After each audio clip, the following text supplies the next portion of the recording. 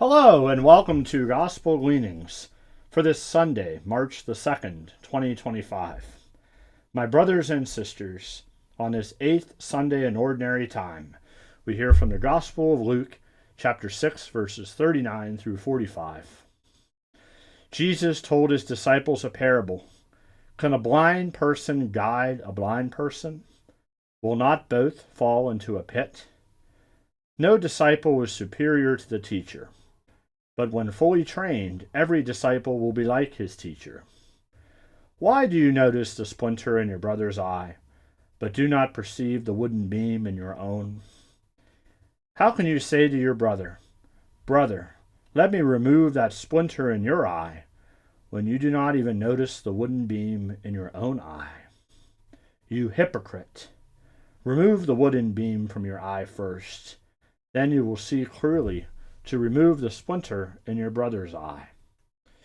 A good tree does not bear rotten fruit, nor does a rotten tree bear good fruit.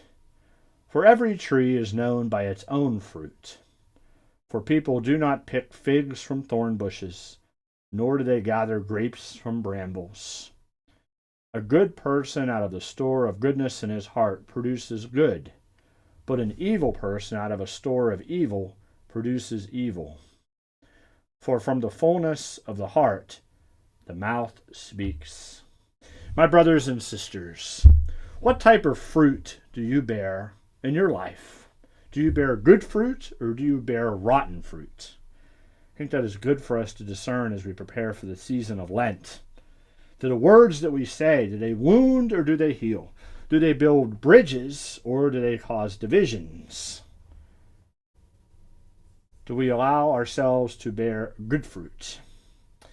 And sometimes to do that, we must associate with goodness. We must receive the Eucharist. We must allow ourselves to be influenced by those that are good, those that are righteous, those that are holy.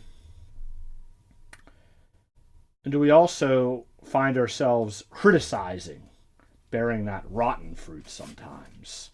I think it's easier for us to criticize than to help someone. It is more difficult for us to look at our own faults and much easier to criticize someone for their faults.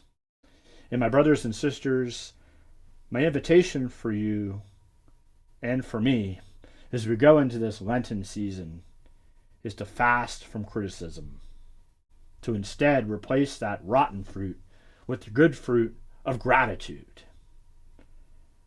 May we continue to bear good fruit through Jesus Christ by remaining close to him in the commandments and the Beatitudes, but most of all in the witness that we bear through our words and through our actions.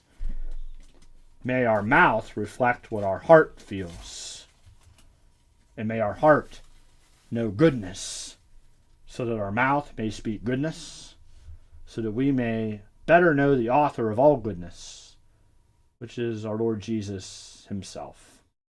Thank you, and have a wonderful weekend.